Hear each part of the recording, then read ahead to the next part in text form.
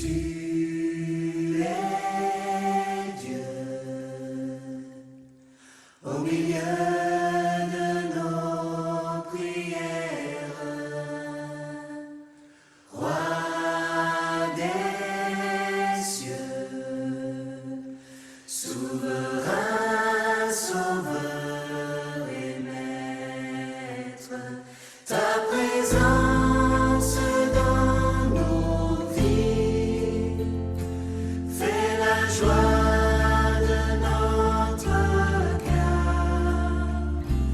Par le don de ton esprit, viens régner en nous, Seigneur. Ok, on rend grâce à Dieu. Donc ce matin, nous voulons partager sur un thème. C'est la différence entre la divination et la prophétie. La différence entre la divination et la prophétie. Voyez-vous, dans la forme, la divination et la prophétie, je vous assure, c'est la même chose. Dans la forme, hein, en ce sens que l'on obtient sensiblement les mêmes résultats. Quand un frère rempli de l'esprit, une sœur remplie de l'esprit prophétise, on va voir que les choses qui sont dites sont effectivement avérées ou sont en harmonie avec la parole de Dieu. Le devin aussi lorsqu'il prophétise, parce que vous allez voir que d'autres versions révèlent que la femme qui était possédée d'esprit de Python a fait prophétiser. C'est lui second qui parle de... c'est-à-dire que seulement elle disait des choses, hein, ces hommes-là, mais d'autres versions parlent que la version le semeur. Pourquoi lui mettre en marche plus de lumière? Parle de quoi? Elle prophétisait. Donc, dans la forme, et le devin, et celui qui exerce le don de prophétie, prophétise. Mais dans le fond, c'est deux esprits différents, deux choses diamétralement opposées. Donc, si on n'est pas édifié sur cette différence, je vous assure, on dira Amen alors qu'un devin sera en train de prophétiser. Parce que ce qui vous dira, suivez-moi bien, ne sera pas forcément faux. Qui a grandi dans les villages? Lorsque nous constituons les féticheurs de chez nous, d'accord, les grands sorciers, ou encore les féticheurs, c'est ça? Les voyants du village. Ceux qui vous donnaient comme information étaient parfois avérés, et la plupart du temps avérés. Je dis bien la plupart du temps avérés. Et pour certifier cela, nous disions, bah c'est ça non? Voilà. Donc, sur cette base, il faut qu'on sache que il n'y a pas que l'Esprit de Dieu pour donner des informations réelles. Satan se déguise en ange de lumière. Satan a l'art de prendre les choses de Dieu et les pervertir pour sa propre gloire ou pour égarer le plus grand nom. Le problème ici, ce sont ces personnes qui entendent ces choses. Seront-ils capables de discerner, d'exercer un jugement, de faire la part de choses? Le problème est à ce niveau. Mais la plupart du temps, voyez-vous, la majorité coupée dans l'ignorance, par conséquent, ils voient Dieu partout. Surtout lorsque ces personnes aujourd'hui qui se font passer pour des prophètes, mais qui ne le sont pas, qui sont en réalité des devins, ils revêtent simplement l'habit d'homme de Dieu. Et en général, on croit en eux à travers la précision avec laquelle ils disent des choses. Et on dit Amen. On dit oui papa. Ah vraiment c'est avec papa. L'église est cette entité, gloire à Dieu, suivez-moi bien. Non, nous sommes vraiment, par la grâce de Dieu, nous voulons insister sur notre capacité à différencier l'église de Jésus et ce que les gens appellent l'église. L'église de Jésus, frère, C'est Dieu lui-même qui en est la tête.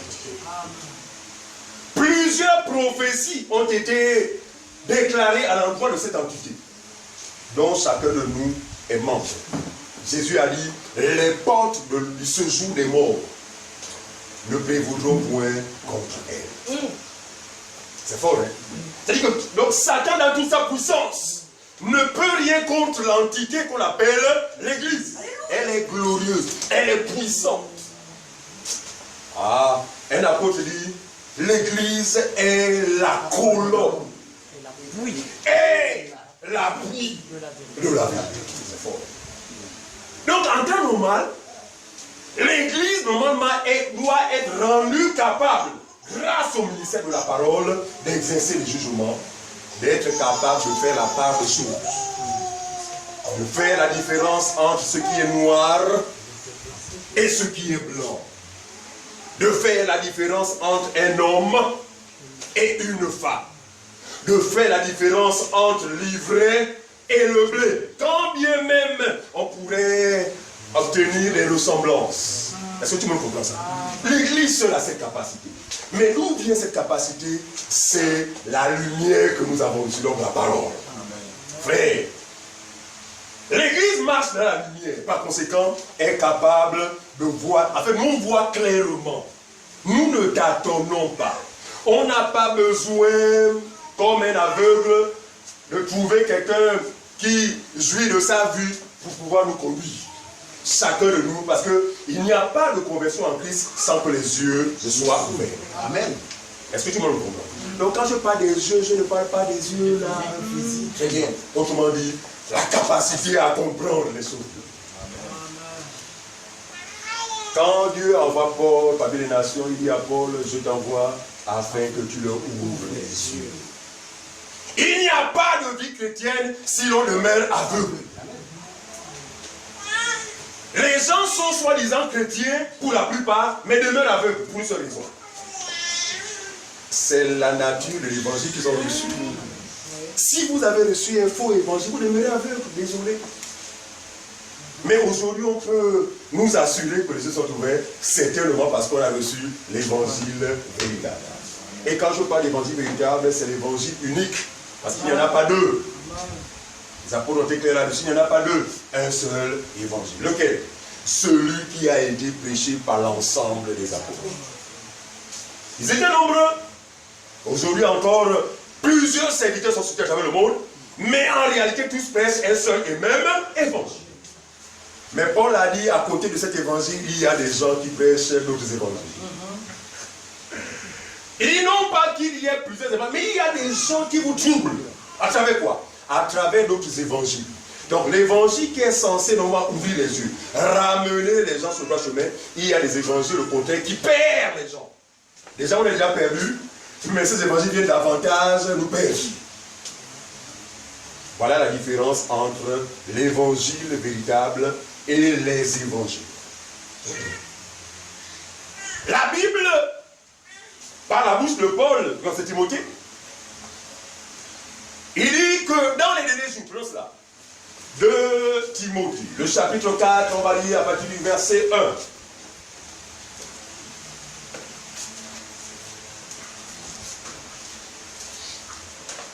De Timothée chapitre 4, à son verset 1. Parce que souvent, ça s'arrête. Page 1207. Mais l'Esprit dit expressement. Voilà. Mais l'Esprit, vous savez que les trois dispensations, la première c'est du Père, la deuxième c'est du Fils, et nous sommes aujourd'hui dans la dispensation de l'Esprit. Donc l'Esprit dit, dans les temps de ma dispensation, les hommes, en général, ou dans leur majorité, ne supporteront pas l'évangile tel qu'il a été prêché. Vas-y, frère. Mais l'Esprit dit expressement que dans les derniers temps, quelques-uns abandonneront la foi. Vous vous souvenez de la prophétie du prophète Joël? Joël 2,28, il dit quoi? Dans les derniers temps, dans les derniers jours, Dieu les prendra.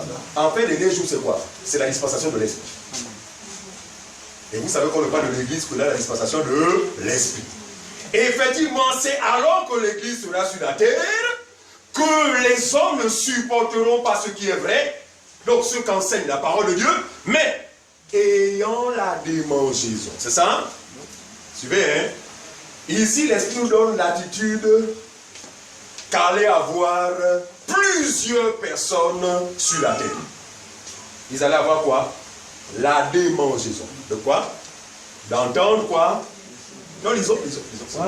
Quelques-uns abandonneront la foi pour... Ils abandonneront la foi. Regardez. Ils abandonneront quoi? La foi. Quand on parle d'abandonner la foi, ce n'est pas que les gens vont croire que Jésus existe. La foi ici, c'est dans le contexte de la doctrine. Hein. Vous savez que voilà, effectivement, il faut faire ces distinctions-là. Il y a la foi que nous connaissons, la foi que nous connaissons vis-à-vis de la parole de Dieu, mais la parole de Dieu elle-même, on l'appelle la foi. C'est ça dont Jude, c'est Jude qui dit, ma chère, la foi qui a été transmise au sein d'une bonne foi pour toutes. Voilà. Donc la parole de la vérité qui a été transmise au sein d'une bonne foi pour toutes.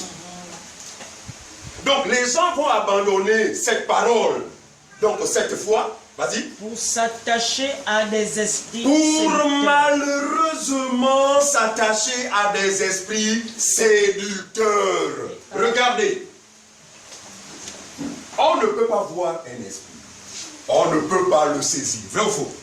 Alors, comment alors les hommes pourraient-ils s'attacher à des esprits? À travers des faux séducteurs. Il faut bien comprendre ça. À travers des faux... En fait, c'est à travers les faux séducteurs que ces personnes-là vont s'attacher sans le savoir. Et ils croiront s'attacher à des prophètes. Ils croiront s'attacher à des hommes de Dieu, ce qui n'est d'ailleurs pas normal. Mais dans le fond, s'attacheront à quoi? À des mauvais esprits. Or, vous savez que tous les mauvais esprits, après leur chute, ont une seule mission, laquelle? Quelle est la mission des mauvais esprits? Vous me dites, c'est dans mon village, là-bas, on a un génie qui nous fait du bien.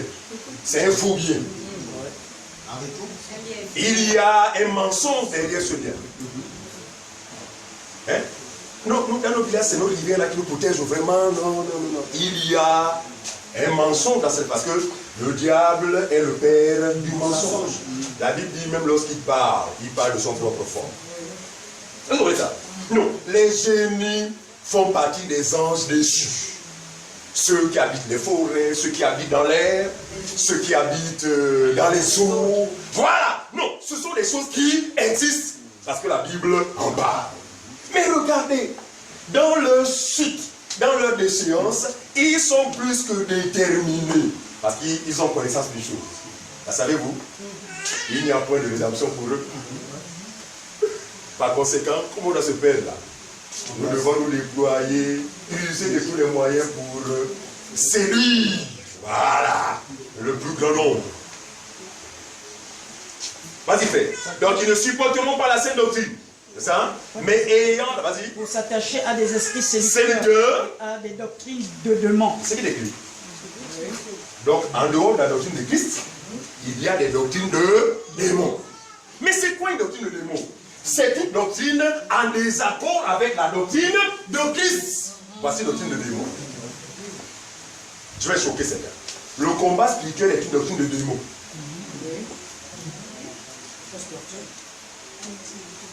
Pourquoi nous disons? Parce que jamais les apôtres du Seigneur n'ont enseigné le combat spirituel. Non, ils ont enseigné un combat légitime à tous les croyants. C'est le combat de la foi. Qui ne consiste pas à couper Satan, qui ne consiste pas à donner des coups de pied à Satan, des coups de tête, etc. ou le feu. Non! Donc, voici la lutte des doctrines des démons. La Bible dit que par la séduction de Satan, les gens s'attacheront à ces doctrines de ce genre. Je prends un exemple, il y en a plusieurs. Mais comme nous ne trouvons pas le temps. La doctrine des consultations prophétiques. C'est une doctrine des démons. Parce qu'aucun ne s'était livré à de telles pratiques. Je connais des faux prophètes qui demandent aux gens, on va passer à tel endroit, je vais vous consulter. Non, ça ne relève pas de l'église, ça relève du charlatan au village. Ça relève du diseur de bonne aventure, ceux qui manipulent les cartes, ceux qui... Voilà! Ce sont des pratiques antidoctrinales. En fait, ce sont des pratiques aux yeux de Dieu qui sont une abomination. Continue, fait. par l'hypocrisie de faux docteurs. Ah, comme je disais tout à l'heure, non, les esprits ne vont pas se manier, on ne peut pas les voir, mais ils vont s'incarner, ils vont rentrer dans les corps des hommes, malheureusement que vous appellerez hommes de Dieu.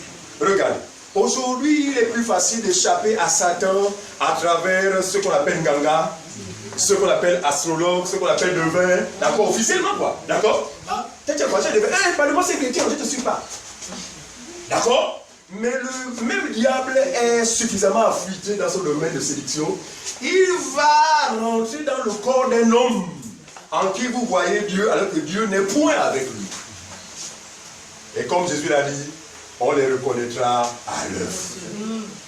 Le fruit ici n'a rien à voir avec les comportements parce que nous disons que du point de vue comportemental, que l'on soit croyant, que l'on soit non croyant, nous sommes susceptibles à commettre des épées.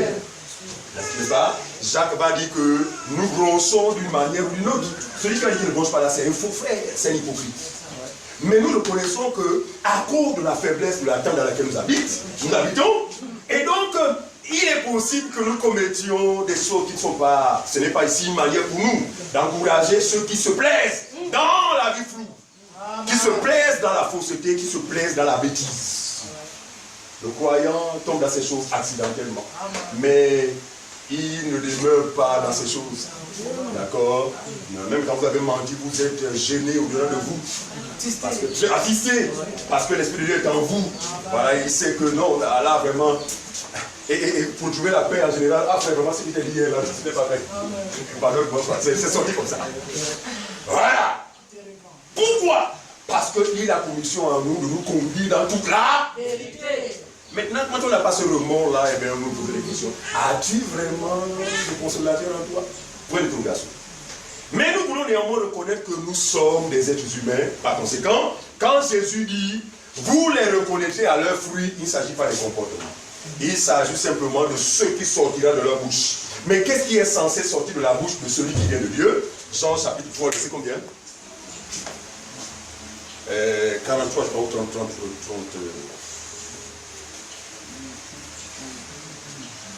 Ah oui, il dit celui que Dieu envoie dit les paroles de Dieu. C'est Jean 3.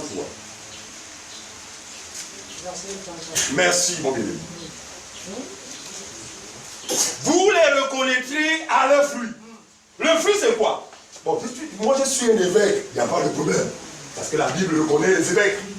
Moi je suis un pasteur. Non, il n'y a pas de problème. Nous sommes conscients que dans l'église, il y a des pasteurs. Mais regardez là, on va les attendre. C'est à partir de quoi? De ceux qui vont enseigner, de ceux qui vont prêcher. Voilà le contexte du fruit ici dont parle le Seigneur Jésus. On y va. Jean combien? 3, verset 34. Oui, Jean 3, 34. Il est écrit ce qui suit. Oui. Car celui que Dieu a envoyé dit la parole de Dieu. C'est qu'il écrit. Parce que Dieu ne lui donne pas l'esprit avec les yeux. Car celui que Dieu a envoyé ou envoie, celui qui parle de la part de Dieu, dit quoi? Les paroles de Dieu. Mais pourquoi tu te fais appeler pasteur docteur et lorsqu'on t'écoute, tu enseignes des choses qui ne doivent pas être enseignées?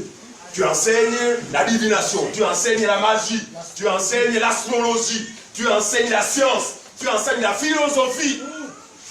Dès ce moment, celui qui a Christ ou celui qui est fondé sur la parole verra en lui un faux homme de Dieu. Amen. Donc l'homme de Dieu se reconnaît par quoi? Par ce qui sort de sa bouche, ce qu'il enseigne. Voilà. Ok. On a fini? Revenons, on n'a pas fini dans... 1 Timothée chapitre Très bien. 3, au verset 2. Par l'hypocrisie de faux docteurs, Faux docteur, donc des faux enseignants. Un docteur, c'est un enseignant. Hein? portant la marque de la flétrissure. Oh. Ils sont déjà marqués.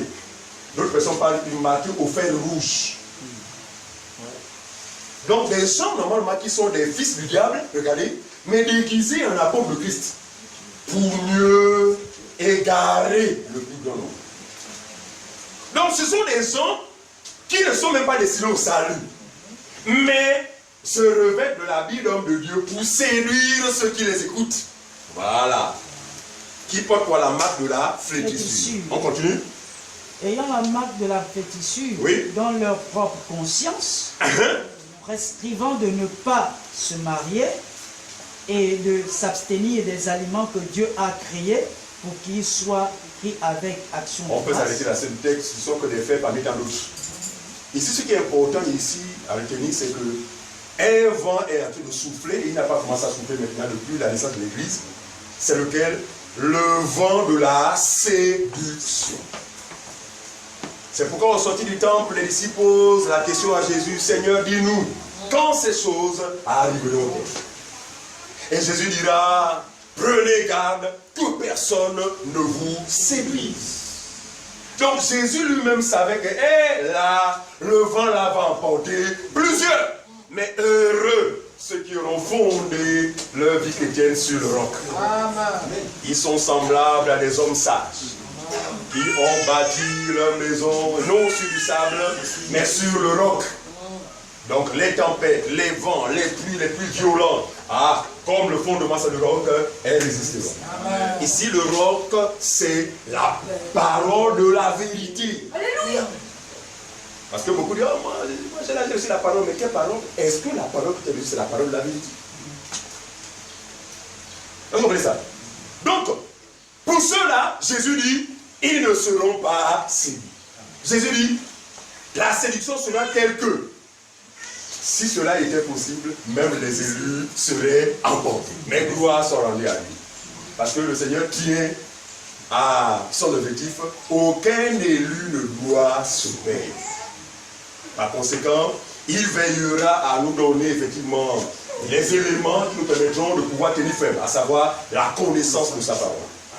Si vous ne connaissez pas sa parole, vous verrez Dieu partout. Même à travers les sataniques, vous verrez Dieu.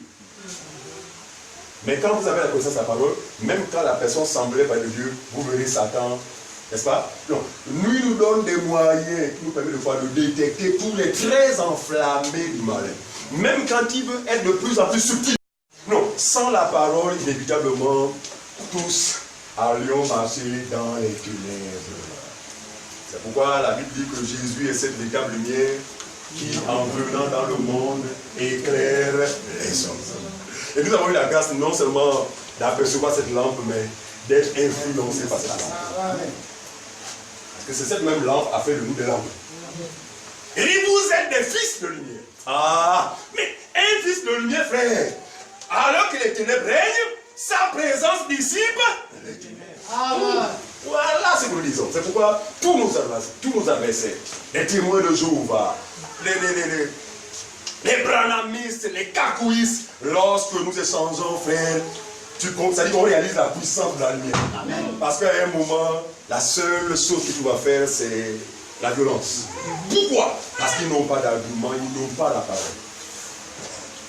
Donc, il est nécessaire, il est, je dis, important en tant qu'enfant de Dieu d'être capable d'exercer des jugements sans lesquels on ne peut être ou prétendre être un enfant de Dieu. N'est-ce pas? Pourquoi? Parce que nous avons la pensée de Dieu. Ne vous conformez pas au siècle présent, mais soyez transformés par le renouvellement de l'intelligence. Alors, regardez il y en a plusieurs passages existent dans la Bible, mais je vais juste prendre un seul passage ici pour vous donner une idée du regard que Dieu a toujours eu vis-à-vis des devins. Mais c'est quoi un devin? C'est quelqu'un qui devine, non? Parce qu'on parle de devin, on va dire divin, non, ça n'a rien à voir avec Dieu. Hein? Mais c'est quelqu'un qui a une capacité, si vous voyez bien, à deviner des choses au point de parler avec précision. Je ne parle même pas de ces faux devins aujourd'hui, parce qu'il y a des vrais devins et des faux. Je vous donne un exemple simple. Les faux devins sont parmi ceux-là que vous appelez pasteurs qui, parfois leurs émissions, vous avez l'habitude d'appeler parce que vous avez la démangeaison d'entendre des choses agréables à vos oreilles. Et vous avez communiqué votre nom et votre prénom. Il a enregistré votre nom et votre prénom sur son portable ou dans son portable. Et quand vous l'appelez la première fois, il va vous dire non, ne dites rien. J'entends une voix. René, c'est qui? Papa, c'est moi. Non, ce sont les faux devins. Parce que les vrais devins, frère, n'ont pas besoin de 10. Ils ont une capacité, ils vous regardent, ils vous donnent des informations avec précision. Vous comprenez ça? Aujourd'hui, ils sont dans les affaires de numéro de téléphone. Et les femmes aiment ça. Il y a un moment dans la salle, elle est 07 41. C'est moi. Oh, le monsieur a pris ton téléphone, a usé le moyen pour avoir ton téléphone. Et cette déclaration suscite effectivement dans cette émotion ce que l'on pourrait voir, les tremblantes et tout ça là. Et là, c'est parti, tu es rentré sur son joug. Parce que désormais, tu seras manipulé à volonté par ce monsieur. Mais nous parlons des levains. Il en existe dans le monde. Ouais. Et ce n'est pas une chose nouvelle. Hein. Ça, c'est depuis la nuit des temps. Rien de nouveau sous le soleil. Même quand on parlait d'évolution, frère, il y a toujours, il dit, ce qui a été, c'est ce qui sera. Lévitique chapitre 20. Quel est le regard de Dieu vis-à-vis des levains? Lévitique chapitre 20, le verset 27.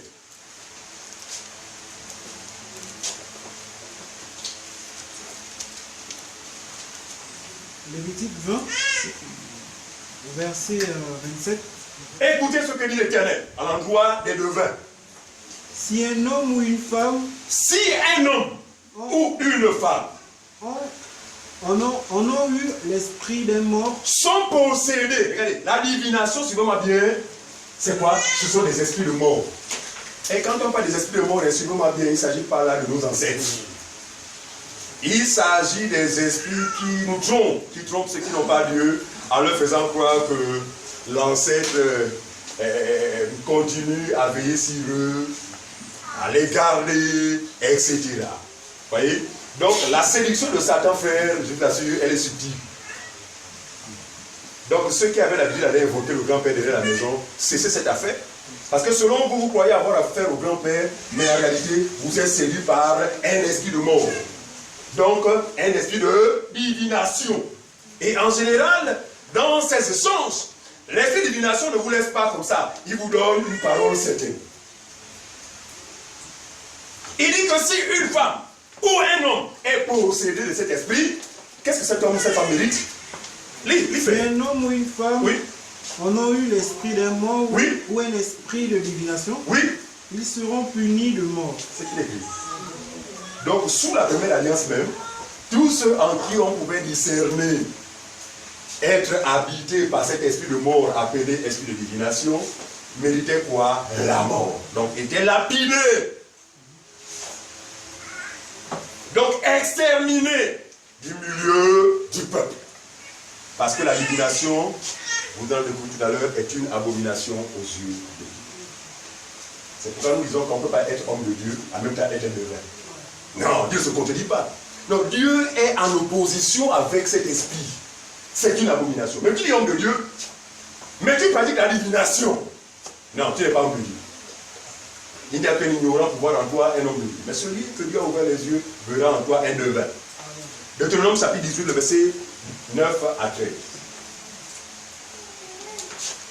Deutéronome 18, 9 à 13. Voici ce que déclare ou ce qu'a déclaré l'Éternel depuis le commencement à Israël, son peuple. Deutéronome 18, 9, 13. On y va. Deutéronome 18, 9 à 13. Ouais. Lorsque tu seras entré dans le pays que l'Éternel, ton Dieu, te donne. Il s'adresse à Israël ici, d'accord? Après leur captivité, Dieu leur a promis un pays, d'accord? Mais image de ce que nous sommes aujourd'hui en Christ, parce que nous étions aussi esclaves, d'accord? Le pays dans lequel nous sommes rentrés, c'est en Christ. Donc en Christ, Dieu dit qu'on ne trouve pas. Vas-y frère. Voilà. Lorsque tu seras en Christ, autrement dit, lorsque tu seras rentré dans le pays que l'Éternel te donne, ce tu pays-là, n'apprendras point à imiter est-ce que tout le monde a compris les que abominations ce pays de n'est pas cette géographique? nation-là. Pour Israël, le pays était géographique, mais pour le véritable d'Israël, ce pays, c'est la personne de Jésus. Amen. Autrement dit, en Christ, il n'est pas question de ces choses. Vas-y, frère. Tu n'apprendras pas à imiter les abominations de ces nations-là. Tu ne te conformeras pas au siècle présent. Voilà le renvoi. Parce que ce que les apôtres ont enseigné n'était que l'explication de l'ombre. Donc, étant en Christ, vivant au milieu des nations, ici les nations, ce sont les non-croyants qui ont des pratiques qui leur sont propres. Mais il dit, une fois en Christ, tu n'apprendras pas à les imiter. C'est écrit? Oui. On y va. Au verset 10. Oui. Quand on ne trouve Qu'on ne trouve chez toi personne qui fasse passer son fils ou sa fille par le feu. Par le feu. Ici, il s'agit de ce sacrifice, n'est-ce pas, auquel se livrent les occultistes pour posséder les choses de cette vie. Il y en a qui ont sacrifié leurs enfants, sacrifié leur mère, leur père, etc. Il dit, ça ne concerne pas l'Église. Laissez le monde dans leur façon de faire. Vas-y, fais. Personne qui exerce le métier de devin, d'astrologue. Tu n'apprendras pas à imiter ceux qui exercent le métier de quoi? De devin. D'astrologue. Regardez, il y a des faux chrétiens qui chaque jour attendent la sortie du journal de l'Union. Je ne sais pas, vous savez des faux chrétiens. Parce que certainement, ils sont pas enseignés, ils ne connaissent pas Christ. Personne ne peut connaître Christ. Connaître Christ, c'est quoi? C'est connaître sa parole. C'est pourquoi les enseignants sont établis dans l'église. Comment allez-vous savoir que ça c'est pas bon, ça c'est bon, si vous n'êtes enseigné? Est-ce que vous comprenez ça? C'est pourquoi nous disons que pas de vie chrétienne sans l'enseignement. Mais hélas, aujourd'hui nous avons affaire à une génération qui prend beaucoup plus de plaisir à aller danser, à aller crier, à aller faire rabababa, aller tomber, tout ça là, au détriment de ce qui fait la force. Qu'est-ce qui fait la force des croyants? C'est l'enseignement. Il enseigne-la à observer tout ce que je vous ai prescrit. Tu n'apprendras pas à imiter ceux qui exercent le métier de quoi? De devin, d'astrologue, d'augure, C'est quoi le métier de gur? À quoi consiste-t-il? Quelqu'un peut nous aider? Voilà. Vous voyez, quand vous allez partir de Mbolo, là, il y a souvent des marabouts qui sont là avec des robes blanches. Hein? Quand ils nous tournent la voiture, ils disent, papa, je vois des choses dans ta vie vraiment. Non, les pasteurs ne sont pas les premiers à le faire. Allez en Mbolo, il y a des marabouts ambulants. Et ils ont de bonnes aventures. Ils vous disent les choses avec précision. C'est là où je dis ce matin, on va comprendre que Satan est vraiment rusé. Et vous allez effectivement déplorer la situation dans laquelle se retrouvent aujourd'hui tous les faux chrétiens qui courent derrière les faux prophètes sur la base. Oh, je vois.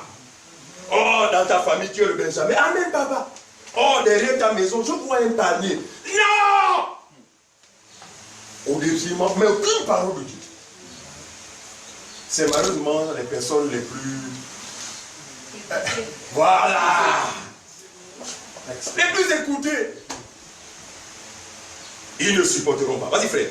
D'astrologue, d'augure, D'augure, de magicien, de magicien, d'enchanteur, d'enchanteur, personnes qui consultent ceux qui évoquent les esprits ou disent des de bonnes aventures. Regardez, quand vous allez consulter le Nganga au village, sa capacité à vous dire des choses, exactes soient-elles, il ne vient pas de lui, c'est un esprit impur qui l'habite. C'est le même esprit qui habite le faux prophète qui passe leur temps à dire je vois, je vois. Je vous assure. Esprit de Python. Mais pour les ignorants, oh c'est un homme de Dieu, mais c'est un prophète. Et le prophète se ne connaît pas quoi. On va le voir tout à l'heure. En fait, ce partage nous aide là. Et je pense qu'on va le développer beaucoup plus en semaine. Parce que nous serons toujours limités par le temps. À la radio, je pense qu'on va même utiliser ce thème-là pour l'édification du plus grand nombre. Parce que nous ne pensons pas qu'à nous. Nous pensons aussi à ceux-là qui effectivement sont trompés, séduits par Satan, faute de connaissance. Donc le métier de quoi? De devin, d'augure, d'astrologue, vas-y. Voilà. Personne qui interroge les morts. Oui. Car quiconque fait ces choses est une abomination à l'Éternel. On peut s'arrêter là. Car quiconque fait ces choses, suivez-moi bien, quiconque se livre à ces pratiques est en abomination à l'Éternel. Regardez, quand vous prêtez à Facebook, parce qu'il y a des devins derrière cette histoire-là. Ah, Satan, regardez, tous sont derrière ces choses à faire, mais par la grâce de Dieu, nous nous positionnons du bon côté dans la mesure où nous exploitons ces choses de façon positive. Est-ce que vous comprenez ça?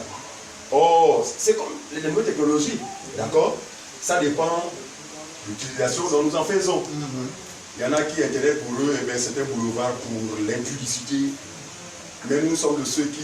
Oh, mais avec ça, je peux parler à quelqu'un qui a des milliers de kilomètres pour la gloire de Dieu. Est-ce que vous comprenez ça? Alors, Facebook aussi à des devins qu'ils ont recrutés afin de satisfaire les appétits des hommes charnels qui utilisent ces choses-là. Et il y a des trucs, on va vous décrire, on va vous dire ce que vous êtes. Et puis il y a malheureusement des faux chrétiens qui se prêtent à ça. Et puis on vous dans l'écriture. Ils disent Amen. Satan est rusé. Il sait qu'en tant qu'enfant de Dieu, on ira plus vers les devins de façon physique. Mais les moyens que tu donnes, il se glisse pour nous garder, n'est-ce pas, dans cette abomination, sachant que Dieu ne sera jamais content de nous dans ce genre de pratique. Donc il deviendra de plus en plus subtil. De plus en plus subtil. On y va faire. Donc quiconque fait ces choses est en abomination à l'Éternel. Toujours Deutéronome chapitre 18. On va lire cette fois le verset 21 au verset 22. D'aucuns diront, mais c'est vrai, mais comment concrètement les reconnaître?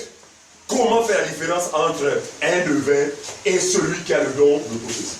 Je profite pour dire ici que nous reconnaissons et nous croyons aux différents dons que Dieu a donnés à l'Église, selon le bon plaisir de sa volonté, notamment celui de la prophétie. Mais qu'il faille distinguer de la divination parce que ces dons se ressemblent. On y va faire. 21. Peut-être diras-tu. Peut-être diras-tu. Comment reconnaîtrons-nous la parole? Comment allons-nous reconnaître quoi? La parole que l'Éternel n'aura point dit. Donc, comment allons-nous reconnaître une vraie prophétie? Ou reconnaître une fausse prophétie? Vas-y, frère. Quand ce que dira le prophète n'aura pas lieu et n'arrivera pas, ce sera une parole que l'Éternel n'aura point dite. C'est pas l'audace que le prophète aura dite, n'aie pas peur de lui. D'accord? Regardez, sur la base de cette parole, tous allions-nous perdre. Vous savez de quoi je parle? Mais ce que j'aime avec Dieu, c'est que c'est pourquoi il faut jamais prendre un passage isolé pour la faire des doctrines. Il faut interroger les autres passages de la Bible pour obtenir la pensée qui est celle de Dieu. Il dit ici que le faux prophète se reconnaîtra par le non-accomplissement de ce qu'il aura annoncé. Or, le vrai, au contraire, se reconnaîtra par quoi? Par l'accomplissement de ce qu'il aura annoncé. Je dis, j'insiste là-dessus. Sur cette base, si on prend seulement ce passage, frère, tous allons être séduits. Parce que nous avions relevé tout à l'heure que même au village, le sorcier, écoutez le chronique, le plus grand sorcier du village. Mais il vous consulte et vous donne des informations exactes. Ça compte. Est-ce Dieu qui parle à travers lui? Loin de là. Donc ce n'est pas sur cette base. Mais Dieu ici introduit ses propos par ce passage pour donner à Israël que, aussi vrai que je suis une vérité, quand je parlerai à travers une bouche, ces choses s'accompliront. Mais celui qui n'est pas de Dieu, ou celui qui est mon adversaire, ou encore Satan, quand il parlera, quand bien même il pourrait avoir un semblant de vérité, parce qu'il y a un fond, regardez, même dans les précisions, la précision avec laquelle ces gens-là disent des choses, donc ne vous fiez pas seulement à l'information. Allez derrière l'information, vous trouverez un mensonge. Rien ne sort qui sort de sa bouche n'est vrai. Mais comme il veut paraître vrai, tu voyez, en surface il vous montrera une vérité, mais derrière ça, il y a sa nature. Parce que rien de vrai ne peut sortir de Satan lui-même. Toujours un roi, on va prendre le cas d'un roi. Alors que le prophète Élie était confronté au faux prophète de Baal, ça vous connaissez l'histoire, d'accord, qui vont invoquer jour et nuit leur Dieu, mais en vain, d'accord. La Bible nous rapporte ici qu'ils ont prophétisé. 1 Roi chapitre 18, verset 27 à 28. 1 Roi 18, 27 à 28.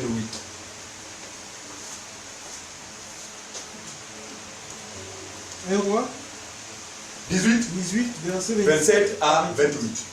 À midi, À midi. Élie se moqua d'eux. Voyez-vous? Parce que ça criait, ça évoquait, mais rien ne s'était passé. Pourquoi? Ils étaient des prophètes de Baal. Et Dieu le pouvait, Dieu avait profité cet instant pour justifier sa grandeur et sa supériorité. C'est-à-dire que ce jour-là, pourtant Satan est capable de faire des miracles. Satan était capable ce jour de faire descendre le feu du ciel. Mais Dieu a freiné tout cela pour que le Dieu d'Élie soit reconnu comme étant le plus grand. Donc, jusqu'à midi, rien ne s'était passé parce qu'il fait À midi, Élie se moqua d'eux. Oui. Et dit, criez à haute voix. crier. Il se pourrait que votre Dieu est endormi. Vas-y, frère. Puisqu'il est Dieu, il pense à quelque chose qu'il est occupé. Il doit peut-être être distrait. Continuez à crier. Tu peux me dire qu'il est en train de laver les assiettes. Hein? Criez pour qu'il vous écoute. Élie savait qu'ils avaient affaire à des faux dieux. Mais lui était serré, il savait que c'est le vrai Dieu qu'il adore. Parce que la démonstration allait s'en suivre. On y va. Où il est en voyage, Ah. peut-être qu'il dort et il se réveillera. Criez. Allez-y, frère. Verset 28. Oui.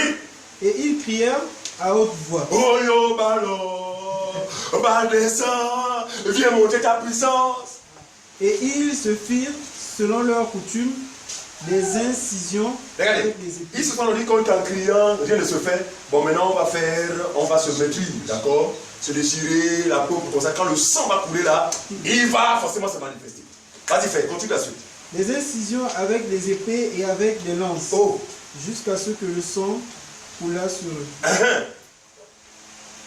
continue. Verset 29. Lorsque midi fut passé, ils prophétisèrent jusqu'au moment de la présentation de l'offrande. Attendez, on s'arrête là.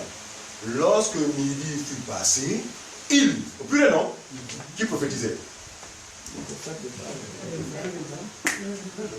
Les prophètes de Baal prophétisaient.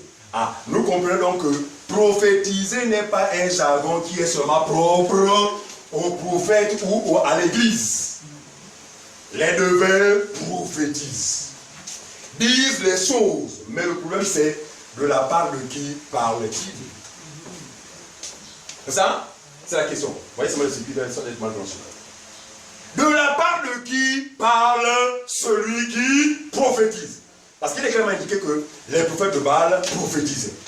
Mais les vrais prophètes aussi prophétisent. Donc le problème n'est pas la prophétie, mais ce que nous devons craindre ou rechercher, c'est la source ou encore la provenance de ces prophéties. D'accord? La provenance de ces prophéties. On y va, frère. Ils prophétisèrent jusqu'au moment de la présentation de l'offrande, D'accord? mais il n'y eut ni voix, ni réponse, ni signe d'attention. D'accord? Élie dit alors, Il prophétisait jusqu'à quand?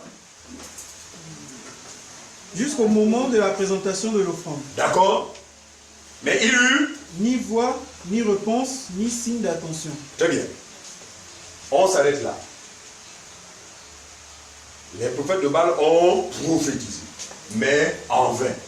Vous connaissez la suite de l'histoire. Lorsque l'homme de Dieu, le vrai homme de Dieu appelé Élie, invoqua à son tour le vrai Dieu, celui-ci se manifesta. Et Élie lui a dit, versez même de l'eau sur l'holocauste. La puissance de mon Dieu sera capable effectivement de mettre l'holocauste en feu. Et c'est ce qui s'est fait. Le sacrifice a été consumé par le vrai feu. Celui qui vient de Dieu pour montrer à Israël que la majorité est dans le faux et qu'un seul. C'est encore l'expression de l'infime minorité du peuple de Dieu. Non, non, les sauvés sont peu. Mais c'est la majorité, malheureusement, qui est vraiment nombreuse. D'accord? Deutéronome 18. Deutéronome 13, pardon, pas pour moi.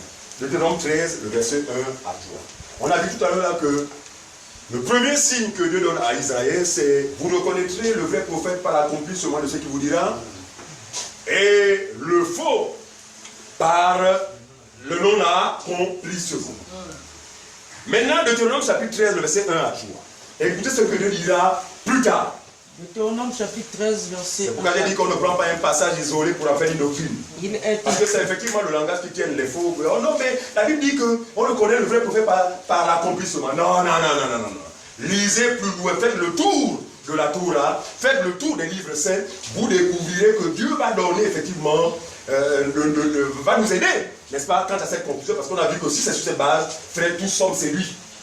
Voilà, on y va. S'il se lève au milieu de toi, S'il se lève au milieu de toi, un prophète ou un songeur, un prophète ou un songeur, qui t'annonce un signe ou un prodige, un signe ou un prodige, il est accomplissement du signe ou du regardez, prodige. et qu'il y ait accomplissement, tu ne sais pas, c'est un vrai prophète, non? Voilà, sur la base du premier passage qu'on a lu tout à l'heure. Suivez maintenant là où Dieu va attraper les brigands. Là, il va attraper les faux prophètes. Là, il va attraper les devins qui vont se faire passer pour les hommes de Dieu. Certes, ils ont dit des choses qui se sont accomplies, mais le vrai croyant ne s'arrête pas là. On va aller un peu plus loin. On y va faire. Voilà, et qu'il y ait accomplissement du signe ou du prodige Oui. dont il a parlé D'accord? en disant allons après d'autres dieux, En disant quoi? allons après d'autres dieux. Pourtant, ce qu'il vous a dit, c'est accompli. Mais il vous dit après, ok, allons désormais après l'autre Dieu. Donc, aller après Dieu, c'est quoi? C'est se détourner du vrai Dieu. C'est se détourner de la vraie parole. C'est là où, je vous assure, on est rendu capable à détecter tous les bandits, tous les faux, les devins. En ce sens que, on ne s'arrête pas à l'information exacte. Mais maintenant, quelle doctrine tu prêches? Or, observez un seul instant. Tout ce que vous écoutez à la radio, les assemblées que vous avez fréquentées par le passé. Non, ils vous disaient des choses exactes. Mais quelle doctrine ces gens vous enseignaient? Point d'interrogation. À ce moment, quand quelqu'un enseigne d'autres doctrines, il vous amène et vous oriente vers d'autres dieux. Est-ce que tout le monde comprend ça? Non, attends, vous pensez que... Bon, je ne peux pas citer les noms. Mais les devins de la place, ils venaient vous dire, oh non, mais... Bon, tu vois, ce que tu dis, tu vois, le palmier... Tu as un palmier de la maison, non? Oui, papa, quand tu parles la même, c'est moi qui débouche ça tous les matins. Bon, regarde, donc désormais, il faut que tu fasses une mission multiple, tu comprendras beaucoup. Même si tu es l'homme le mal affermi, tu vas dire non, là, je ne te suis pas. Donc, oui, dis-moi. Alors, Satan, je vais m'amuser, il ne veut pas mettre Witty, mais il vous oriente vers d'autres dieux de façon subtile. À travers quoi? Les fausses doctrines. Mais comment vas-tu savoir si c'est une fausse doctrine si tu n'es pas enseigné conformément à la doctrine pure? Amen. C'est là le danger en fait. Oh, il y a des gens avec lesquels parfois les change. Oh non, mais tu fais mon frère, moi j'ai discerné. Mais tu discernes sur quelle base? Qui peut discerner si ce n'est celui qui s'appuie sur la doctrine de Christ? Vous ne pourrez exercer un quelconque discernement si ce n'est sur la base de la doctrine de Christ. Donc votre discernement n'est pas fiable. Pour preuve, en discernant, vous reconnaissez ce qui est faux. Voilà, vous appelez vrai ce qui est faux pour vous. Donc ce n'est pas le vrai discernement. N'est-ce pas? Le vrai donne d'appeler faux, faux. Vrai, vrai. Mais sur quelle base? Sur la base de la doctrine de Christ. C'est pourquoi aider ces personnes qui aujourd'hui estiment que l'authenticité d'une prophétie dépend de son accomplissement. Faux! Il y a un élément second qui doit certifier cela. C'est quoi? C'est le fait que celui qui prophétise demeure conforme à la doctrine. En fait, prophétise selon l'analogie de la foi. Voilà le vrai prophète. On n'a pas fini, frère. Allons après d'autres dieux. Et qui vous dira allons après d'autres dieux? Des dieux que tu ne connais point. Ah! Et servons-les. Ah! Continue. Tu ne l'écouteras pas. Dans ce cas-là, Même quand il t'aura dit des choses, on a dit au départ, non, il a dit des choses certaines. Il dit dans ce cas-là, tu ne l'écouteras pas. Donc sa vérité va rejoindre, enfin, va révéler celui qui était derrière cette personne, le père du mensonge. Cette vérité deviendra à tes yeux un mensonge, dans la mesure où elle a semblé être une vérité, mais derrière c'était l'esprit de divination. Continue, frère. Tu n'écouteras pas les prophètes de les paroles de ce prophète. Tu n'écouteras pas les paroles de ce prophète. Ou de ce songeur. Très bien. Car c'est l'Éternel votre Dieu qui vous met à l'épreuve pour savoir si vous aimez l'Éternel votre Dieu. Rassurez-vous. Et de tout votre cœur, de toute votre âme. On a fait un constat. En général, ce que Dieu nous permet d'entendre, d'accord, souvent, la plupart du temps, quelque temps après, il procède à un exercice. D'ici là, il y a des gens qui vont recevoir des levains. Mon nom de serviteur de Dieu. Oui, quand je vois, vous êtes toujours dans la famille. Mais sur cette base, sur la base de l'information que vous avez reçue, vous reconnaissez cette info. Et prenez le point de dire, non, je peux vous entendre, vous êtes un faux prophète. Parce que vous enseignez autre chose que ce qui doit être enseigné. Vas-y, frère. Donc, c'est ça la fin. Oui. Verset 3. Donc, vous n'écouterez pas ce prophète. D'accord? Tu n'écouteras pas les paroles de ce ou de ce songeur, car c'est l'Éternel votre Dieu qui vous met à l'épreuve pour savoir si vous aimez l'Éternel votre Dieu de tout votre cœur, de toute votre âme. Donc je succomberai à cette épreuve que ceux qui effectivement sont à l'Éternel. Parce que le Seigneur Jésus dit qu'il ne nous laissera pas être tentés au-delà de nos forces. Il nous donnera tous les moyens justement d'en sortir. D'accord? Alors, 1 Jean, le chapitre 4, verset 1, s'il vous plaît. 1 Jean, chapitre 4, le verset 1. Nous rentrons maintenant dans la profondeur qui nous donnera désormais de reconnaître, de changer la vie au sujet de celui qu'on avait considéré comme un prophète.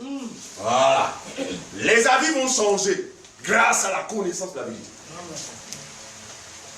1 Jean chapitre 4. 1 Jean, le chapitre 4, le verset 1. Verset 1. Qu'est-ce qui est écrit? Il est écrit.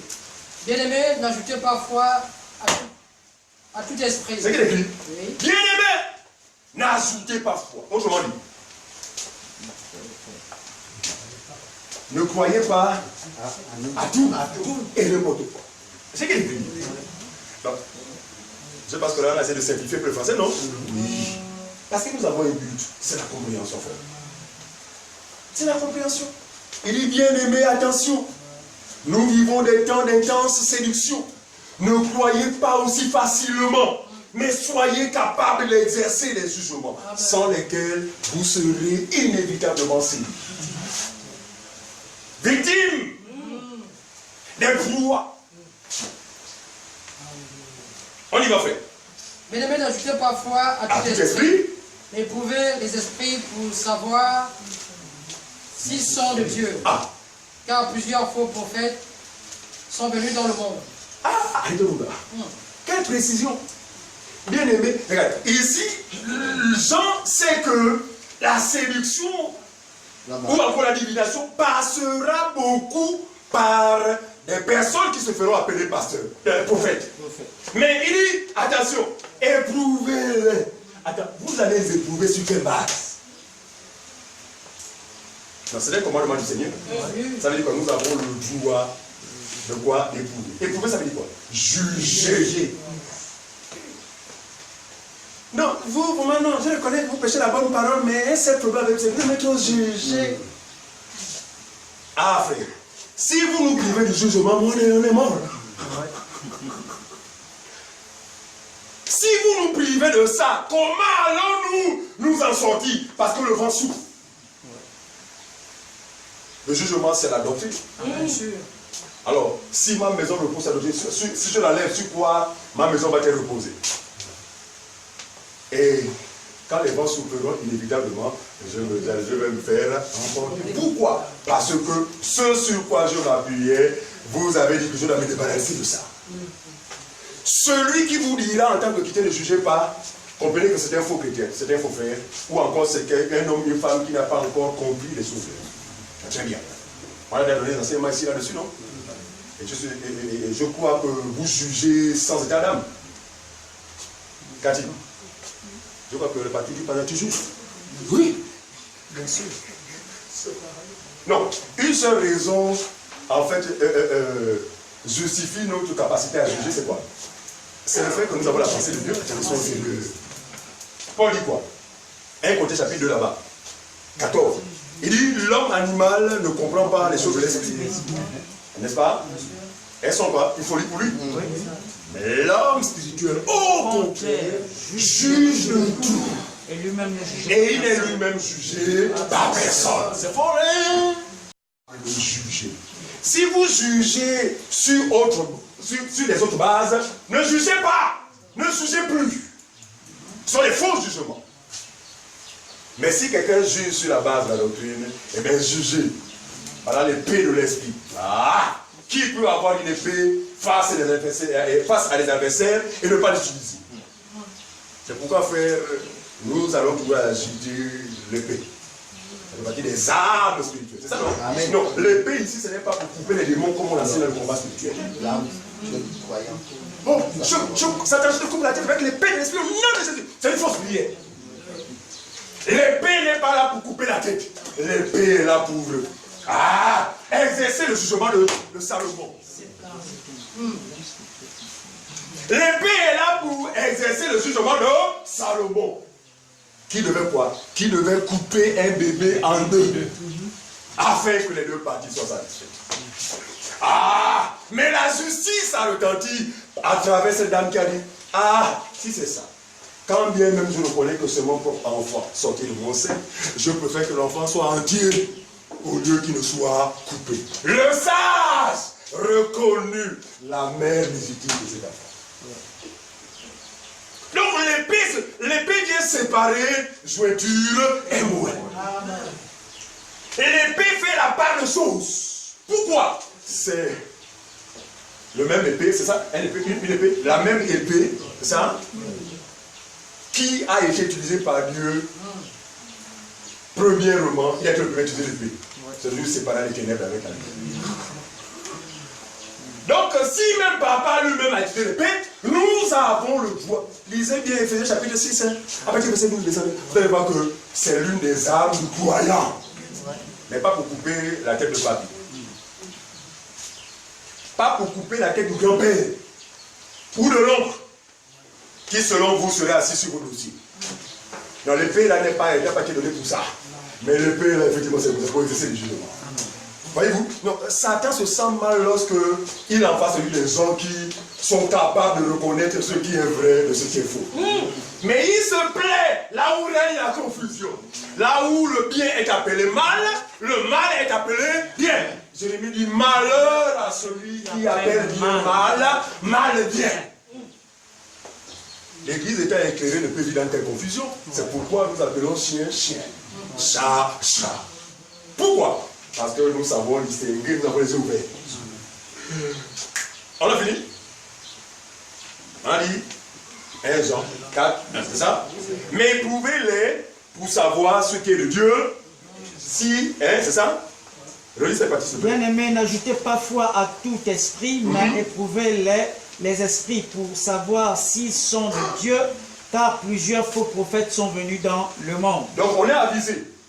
On est avisé. Donc la séduction passera par qui? Par les faux prophètes.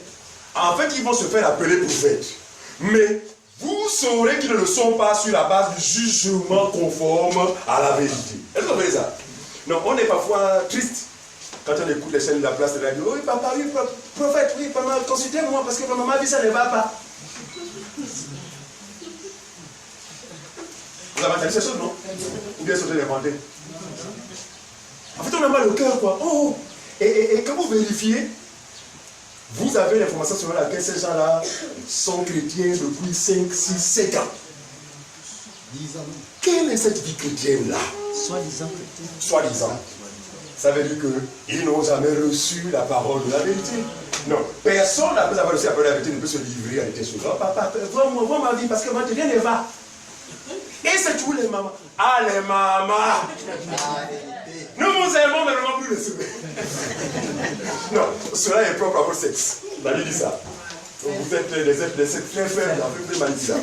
La Bible dit qu'il y a des gens qui s'introduisent dans vos maisons pour affecter les mamans mal affermies qui, malgré les années de mettre vous les bébés, toujours enseigner, comprennent rien. Ne parviennent jamais à la Voilà connaissance. Et c'est vous, simplement, qui constituez les proies potentielles de ces bandits. Mais je rends grâce à Dieu parce que désormais dans l'église, les mamans frères sont affairées. J'imagine un témoin qui va dans la maison des frères. J'imagine la suite quoi. Dans l'église des frères. J'ai fait qu'imaginer. Mais regardez, non, on a confiance. Hein, les sœurs, on a confiance en vous. Pourquoi? Parce que ce que vous avez reçu la fête, vous serez capable de comprendre que non, là, maman, je préfère que nous nous séparions. Prenons 3 Jean chapitre 1. Le verset 6, le verset 9, 3 Jean. Rapidement, pour que les prochaines fois, vous n'hésitiez pas de dire à cette personne, ah, je préfère que nous nous séparions. Oh, simplement, mais ça, s'il te plaît. 3 Jean. 3 Jean chapitre 1. C'est ça, non? Avec le verset 9, je crois. 3 Jean chapitre 1. Oui, avec le verset 9. Je crois, vas-y. J'ai écrit quelques mots. Non, 6. Quand on va plus loin et ne demeure pas. Ça, c'est 6. Ça, c'est 6. C'est 2 gens. 2 Jean. Troisième. Lesquels ont rendu témoignage. Non. Donc 2 Jean. Là, vous faites la fin de l'été, 2 Jean. 2 gens. 2 Jean 9. Voilà, 2 Jean. 1 verset 9. Voilà, c'est ça, merci. Je viens à 3 Jean. 2 Jean, chapitre 1, Verset 9. avec le verset 9. Quiconque va plus loin. Non, remonte, 7. 7. Oui. Car plusieurs séducteurs sont entrés dans le monde. C'est ce qui est écrit. Attendez. Donc, vous qui veniez d'autres assemblées là, est-ce qu'on vous lit ces passages-là? Voilà. Parce que si vous les lisez, ça y est, vous allez commencer à détecter. Oh, mais donc toi, mais qu'est-ce qu'il faut? Ils passent leur temps à trier. Pourquoi? Non, si j'enseigne ça, là, les gens vont me découvrir. Je dois parler de la bénédiction. Mon Dieu te bénira. Amen. Je vois. Amen. Voilà.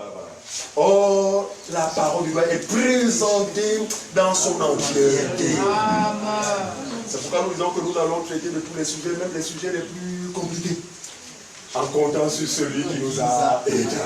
Amen. On y va faire. Car plusieurs séducteurs sont entrés dans le monde. Dans le monde, Qui ne confessent point que Jésus-Christ est venu en chair. c'est plus un enseignement. Passons. C'est le séducteur et l'antichrist. Très bien, on continue. Prenez garde à vous-même, Prenez garde à vous-même. afin que vous ne perdiez pas le fruit de votre travail. Ah, chacun de nous aujourd'hui travaille par la grâce de Dieu pour le Seigneur, non? Mais il ne faut pas que nous perdions ce fruit. En ce sens qu'il nous faut toujours exercer le jugement pour ne pas avoir travaillé en vain. Continue, frère. Mais que vous receviez une pleine récompense. Très bien. Quiconque va plus loin Quiconque va plus et loin. ne demeure pas dans la doctrine de Christ, Voilà. Autrement dit, voilà le renvoi du passage de que si ce dernier vous dit des choses vraies et vous oriente vers d'autres dieux, c'est ça là. Quiconque va plus loin et ne demeure pas dans la doctrine de Christ, n'a point Dieu. c'est qu'il est écrit. Ça veut dire qu'en français, n'a point Dieu. Dieu n'est pas lui. Dieu n'est pas lui. Mais est-ce que vous réalisez qu'il y a des gens qui sont pasteurs mais ils n'ont pas Dieu? Oui. Il y en a beaucoup. Attendez, imaginez le drame, imaginez le partage de ces personnes qui conduisent. Comment tu vas t'auto-déclarer pasteur alors que tu n'as pas Dieu? Qui n'a pas Dieu? Quiconque enseigne autre chose, mais ne demeure pas dans la doctrine des aveugles. Est-ce que c'est clair pour tout le monde? C'est pourquoi Jésus a dit un aveugle ne peut conduire d'autres. Jésus dit de ces gens-là qui n'ont pas Dieu, il leur dit, vous fermez la porte du royaume à ceux qui veulent y entrer. Parce que ceux qui vont dans les assemblées, beaucoup d'entre eux sont sincères. C'est ça, non? Non, les gens vont de bon côté. Ah, je pars à l'église pour écouter la parole de Dieu. Mais ce que les personnes veulent imaginer, c'est que le type n'a pas Dieu. Quelle parole de Dieu sortira de sa bouche si ce n'est la philosophie, la divination, etc. Donc leurs pratiques sont justifiées par quoi? Par l'absence de Dieu en eux. Ce n'est pas nous qui l'inventons. Il dit, quiconque va plus loin et ne demeure pas dans cette doctrine n'a point Dieu. Quand tu fais? Celui qui demeure dans cette doctrine a le Père et le Fils. Merci Seigneur. Non, nous avons le Père, nous avons le Fils. Pourquoi? Parce que nous demeurons dans la doctrine de Christ. Ensuite, Si quelqu'un vient à vous les mamans, et n'apporte pas les mamans, si il y a des mamans qui doivent lever vous, ne le recevez pas Ces paroles vous dans conseillent. votre maison. Et celui qui papa ne coule pas. Que les mamans ouvrent grandement les oreilles. Parce que bientôt Dieu vous mettra les peu. Ils viendront chez vous. Mais soyez capables d'exercer le jugement. Parce que vous avez avec vous l'esprit de l'esprit. Amen. Voilà. On y va faire. ne le recevez pas dans votre Reprends. Il dit si Si quelqu'un quelqu'un vient vient à vous, maman.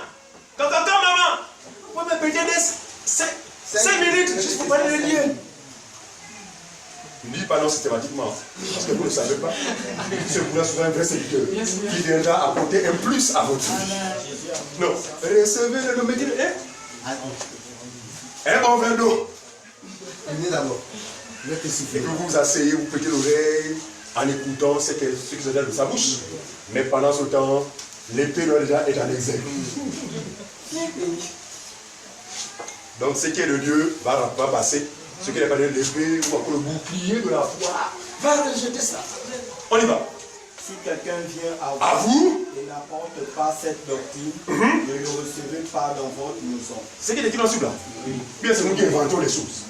Et ne lui dites pas, Salut! Car la suite. car celui qui lui dit salut participe à ses mauvaises œuvres. Alors, ça, c'est un passage qui a été mal interprété. Ça fait de ces soi-disant chrétiens, mais des premières violentes. Ne salue pas, je te salue pas. Parce que tu as péché, frère, je te salue pas. Non, c'est pas ça. D'accord? Ici, il faut comprendre. Vous avez écouté la personne, parce que la personne est venue au nom du Seigneur. Et comme nous savons que l'église est éclatée, on ne peut pas dire les gens comme ça. Non! Non, on prend le temps de les écouter. Il se pourrait que Dieu veut nous édifier à travers eux aussi. Mais si l'on s'aperçoit que ce qui est dit n'est pas conforme à la doctrine, donc vous faites savoir poliment et sagement à cette personne que je ne peux plus continuer à vous écouter parce que la Bible est claire là-dessus. Si quelqu'un enseigne autre chose, eh bien, vraiment, je peux comprendre que ce n'est pas. Dire salut ici, c'est approuver, dire amen. Voilà. Mais dites bonjour à celui, même si c'est un témoin de Jéhovah. Dites bonjour poliment, d'accord? Voilà. Parce que participer à ces œuvres, c'est quoi? C'est dire amen à la fausseté. S'accorder avec lui. Voilà. Donc dire bonjour, ce n'est pas. C'est dire bonjour à l'imposteur, ce n'est pas dire qu'on est d'accord avec lui. Attendez. Comme dans Christ, on ne passe pas ici dans le monde, dit bonjour, poliment, voilà. C'est le semblable. D'accord? Mais ici, c'est participer aux mauvaises œuvres, c'est s'accorder avec sa fausseté. Alors, je l'ai fait il n'y a pas longtemps ici gentiment avec des mamans qui déjà, avant qu'ils écoutent même bien qu'on s'avait dit que mais vous n'avez pas le droit de venir prêcher devant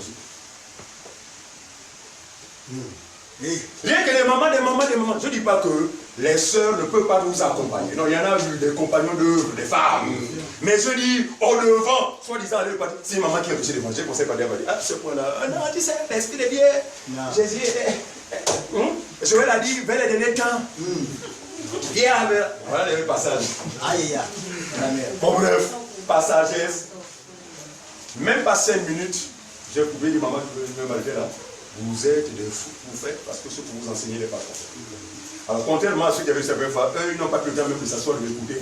Ils disent, gloire à Dieu, on ne sait pas. Alors, à la prochaine, à la prochaine. Mais tu vas s'en reviendra. Vous ne reviendrez plus. Ils ont cette affaire-là. On reviendra de toute façon, on viendra plus armé, on reviendra. Ils sont la cette fois là. Les semaines vont passer. J'ai dit, mais on attend depuis là, rien ne va passer de lui. Vous n'avez même pas de venir. Parce qu'ils ont découvert à travers nos vies qu'ils étaient eux-mêmes faux. Par conséquent, quel courage ils peuvent encore avoir le venir d'eux. C'est bien de connaître la parole. Non, regardez. La promesse de connaître la parole n'est pas seulement donnée aux conducteurs. Lisez les prophètes. Jérémie dit, tous me connaîtront, depuis le plus petit jusqu'au plus grand. Non, chacun de nous doit aspirer à cette connaissance, parce que c'est cette connaissance qui nous distinguera du monde. Alléluia. Qu'est-ce que ça va tout le monde? Amen. En fait, je voudrais ici donner à tout le monde de ne pas tout regarder au conducteur quoi le faire. La connaissance est le partage de tous les croyants. C'est Dieu qui l'a dit. Vous allez y accéder. pourvu que vous persévérez dans les enseignements. Voilà. On a fini? Ok, Actes chapitre 16. On ne pourra pas être épuisé, mais on va continuer la radio. Et puis en semaine, si Dieu nous le permet. Voilà. Actes chapitre 16, le verset 23. Acte 16. Non. Acte 16, 16 à 23. Acte 16. À son verset 16. À 23. À son verset 23. Oui. À son verset 16, il est dit. Comme nous allions au lieu de Pierre. Alors que les apôtres se rendaient à un lieu dans lequel ils se réunissaient pour la prière. Une servante qui avait un esprit de python. Regardez, une servante. Donc une dame qui était une servante. En fait, elle travaillait pour des personnes. D'accord? Des personnes d'influence. Mais son travail consistait à la divination. Je prends l'exemple quand elle va deviner ici et là. Parce que vous allez voir tout à l'heure que la divination est rattachée systématiquement à l'argent. Quand vous allez voir que les faux prophètes là, c'est toujours, oh, je vois. Quand ils vous disent que venez vous inscrire, ou venez vous faire enregistrer, renseignez-vous auprès des aveugles qui vont vers eux. Il y a toujours un montant à payer. La divination ne fonctionne pas sans argent. On va le découvrir tout à l'heure. Même le Nganga au village, quand même c'était pas des centaines de mille, mais il fallait que nous se débarrasser d'un truc symbolique. Plus faux. Très bien. Donc maman est derrière la divination que beaucoup de personnes appellent prophétie. Il n'en est rien. On y va. Comme nous allions au lieu de prière, oui. Une servante qui avait un esprit de python. Suivez. Et qui, en devinant, procurait un grand profit. On s'arrête là. Assez. Maître. Assez, maintenant on s'arrête là. Qui, en devinant, donc en pratiquant la divination, procurait beaucoup d'argent à ses maîtres. C'est qu'il écrit. Donc, on établit déjà un lien entre la divination et l'argent. Il faut bien le comprendre. Regardez. D'autres versions parlent de une femme qui était possédée d'un esprit de divination, notamment la version parole, le semeur. Si quelqu'un avait cette version-là, je vous assure que vous direz. La version Martin aussi parle de ça. Martin dit que une femme possédée d'un esprit de divination. Donc, quand on parle de Python, c'est quoi? C'est la divination. Voilà. Donc, le musulman, le marabout qui sillonne dans le... Parce que ça fait 2 fois déjà, il vient vers ma batterie pour me soi-disant prophétiser. Voilà. Est animé d'un esprit de quoi? De Python. Donc, de divination. C'est pourquoi on dit que ça ne sert à rien que ces gens-là condamnent les musulmans, condamnent les marabouts, les ngangas. Non, c'est la même chose. Tous ont le même père. Pour peu, tous se livrent à la même pratique. On y va faire. Grand profit à ses maîtres. Voilà. Vint au devant de nous. Donc, cette dame-là vint au devant des apôtres. À son verset 17. Oui. Et s'est mis à nous suivre. Et Paul et nous. pour semer la confusion. N'est-ce pas? Oui. Parce que les apôtres, c'était la lumière. Mais étant de vouloir tenter et semer la confusion, ne sachant pas que depuis le commencement, les ténèbres ont été séparées de la lumière. Donc son jeu n'allait pas durer longtemps. Elle a tout fini par être détectée. On y va faire. Paul et nous. Oui. Elle criait. Ces hommes sont les serviteurs du Deuxième signe de la divination, suivez-moi bien. C'est la fin des cris là.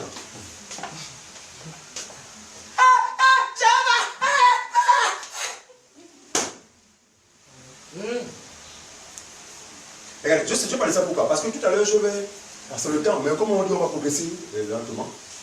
On va vous démontrer par les Écritures que depuis que l'Église est née, des frères et des sœurs qui avaient le don de la prophétie prophétisent. Mais jamais dans ces dispositions, les cris là. L'école! Maman Lévi, nous étions dans une grande secte à l'époque là. C'est parce qu'il y a encore le souvenir. La maman a tout réuni, tous les réunions. Les décoles, qui ont séparé le sida. Les décoles. Et nous étions attentifs. Pour nous, c'est Dieu qui parlait. Parce que nous n'avions pas le jugement. Dieu, donc, quand on est ignorant, c'est terrible. Hein? Envoyez Dieu. Un faux ancien venait sans vous dire que non, quand tu sacré vidéo, la maman, l'esprit de plutôt attendait les gens pour dire les deux cannes qui ont dispersé Judas, les deux cannes,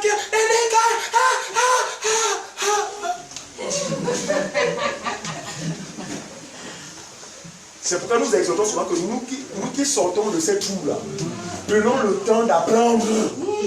Ne répétons pas ce qu'on a eu comme modèle là-bas. Ce n'est pas la vérité. Si tu es dans la prophétie, tu verras qu'avec la connaissance, tu exerceras désormais un don de qualité. Un don fiable. Pourquoi? Parce que l'exercice de ton don sera conforme à l'analogie de la foi. Continue, frère. Paul et nous, un crièrent. Oui. Ces hommes sont les serviteurs du Dieu très haut. Oui. Et ils vous annoncent la voie du salut. Arrêtons-nous là. Examinons la prophétie de cette dame habitée par un esprit de piton. C'est pas vrai. Qu'est-ce qu'on peut conclure? Est-ce que ce qu'elle disait des apôtres était faux? Faux. Il est là. Hein? Mais en effet, ces hommes-là étaient des hommes du Dieu très haut. D'accord?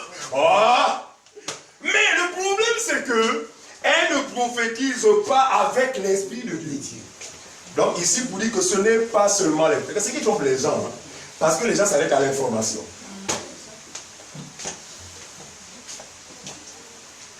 Oui, papa, oh oui.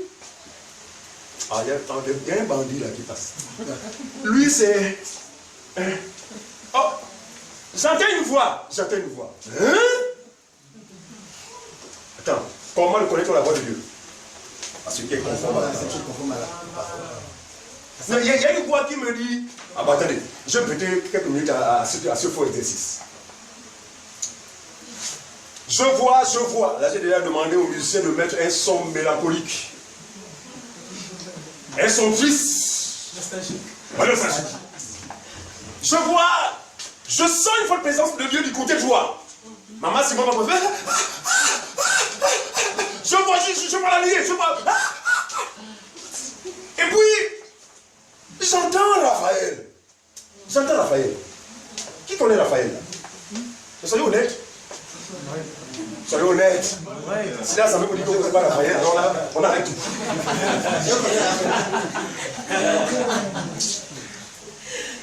N'est-ce pas une évidence?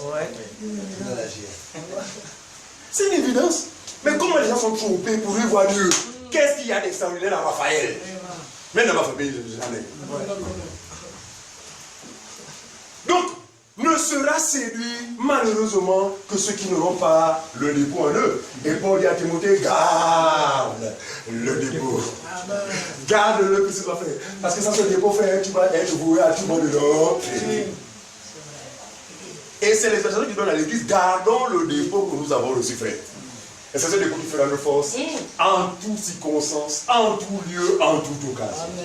Sans ce dépôt, nous sommes vulnérables. Vas-y, frère. Donc, les cris. Ah, ces hommes-là.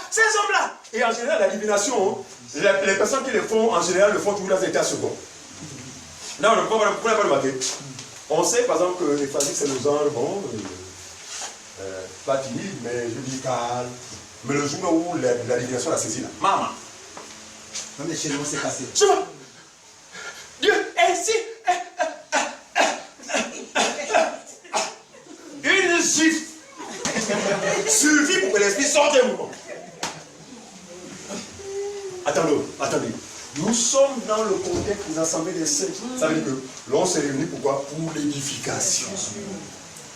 Mais pendant que dans les Mindiri, même le bébé qui est là-bas commence à nous déjà attendre, oh, mais tranquille, c'est comme. Vous voulez vous agiter, allez au Badja. Il y a tous les éléments là-bas. Il y a la cithare, il y a tout. Il y a le rafia. Il y a la peau de la civette. Il y a tous les éléments là-bas. Mais dans l'assemblée des frères, c'est l'édification. Même quand un frère va prophétiser, il le fera naturellement. Il n'a pas besoin de s'agiter, on a besoin de casser les chaises. Et il le fera même dans l'autre, parce que celui qui préside, il va lever la main, frère. J'ai à parler à l'église au nom du Seigneur. Vas-y, frère. Voilà. Et l'église, pendant qu'il parle, on va voir, l'église examine. Oh, non, il n'y a que dans les assemblées de Satan où les gens se connaissent et disent Amen. Savez-vous que le parler en langue se doit être jugé? Dans les assemblées des saints? C'est écrit. Mais comment serais-je capable de juger si tout le monde parle la langue? Mais je vais juger comment? C'est pourquoi Dieu a établi un ordre que 2 ou 3 personnes parlent la langue à tout de rôle et que l'église examine. Qui n'existe pas. Comment l'église reconnaîtra que ce parler en langue n'est pas de Dieu? C'est lorsque l'église ne recevra aucune interprétation de ce parler en langue. Alléluia. Comment saura-t-on que le frère prophétise? Ah, selon Dieu, c'est lorsque la prophétie remplira les critères qui sont préparés. Parce qu'elle doit être exercée selon l'analogie, à savoir la consolation, l'exhortation et L'édification. Alors quand l'église est incapable de juger ces choses, mais Satan va faire rentrer toutes les bêtises et vous dites tout amen, amen, oui, amen, amen. Et déjà que lui-même le faux docteur, lui-même qui est ignorant, dit qu'allez parler tout ça. Il n'est pas normal qu'un chrétien ne parle pas langue. Non, c'est une fausse doctrine. Vous avez entendu ces choses, non? On vous a toujours dit que ce qui prouve qu'on est enfant de Dieu, c'est quoi? C'est le rababa. Et curieusement, tout le monde parle que rababa. Or, quand on lit les textes, on parle de quoi? De la diversité des langues. Ça veut dire qu'on doit s'attendre de quelque chose de différent. Si Stéphane a reçu un don de parler en langue, et que moi, si j'ai un, on ne va pas parler de la même manière. Mais pourquoi tout le monde dit c'est un faux parler en langue? Parce que du point de vue de la doctrine, tous ne peuvent parler en langue. Le parler en langue étant un don, Dieu les a répartis à chacun selon le bon plaisir de sa volonté. Moi j'ai d'autres dons. Moi j'avoue ce soir que je n'ai pas parlé la langue. Mais j'avais un truqué par le passé.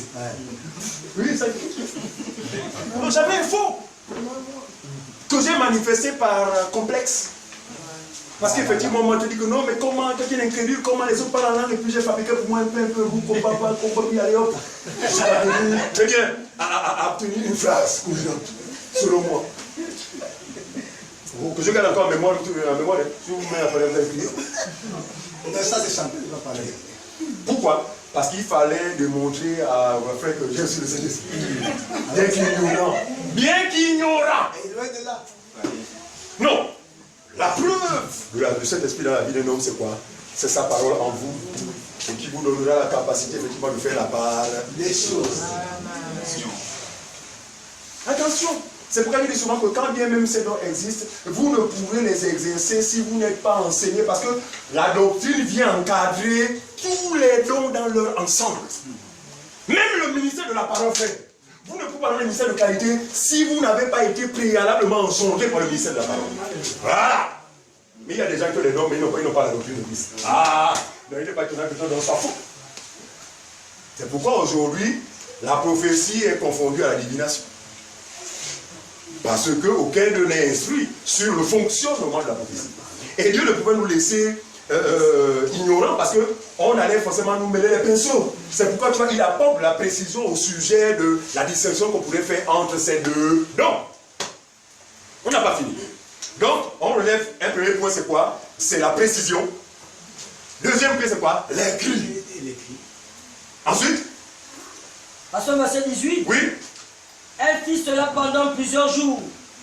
Non, est-ce que on a bien 3 critères? L'argent, on a dit que elle fait ça pour l'argent. Donc il y a d'un côté l'argent, l'autre quoi? La précision et l'écrit. Évoluons fait. Passons au verset 18. Oui.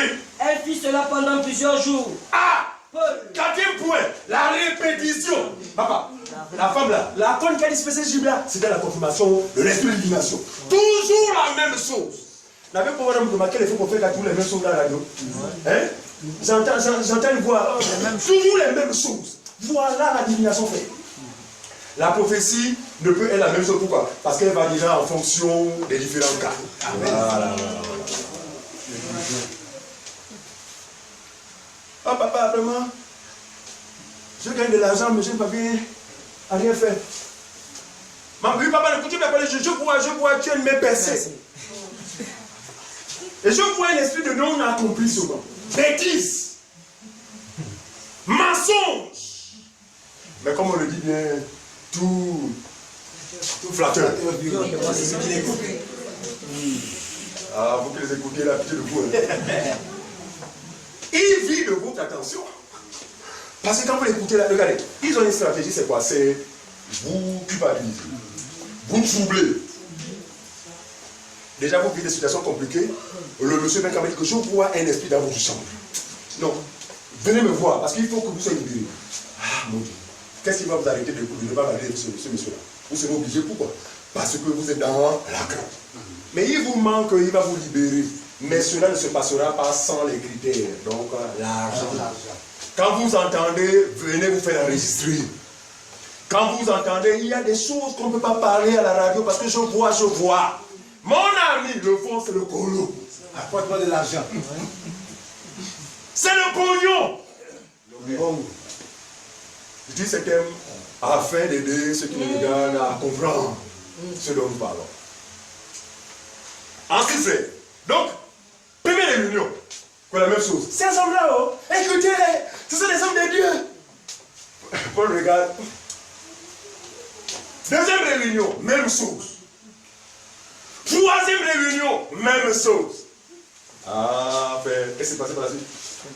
Elle fit cela pendant plusieurs jours.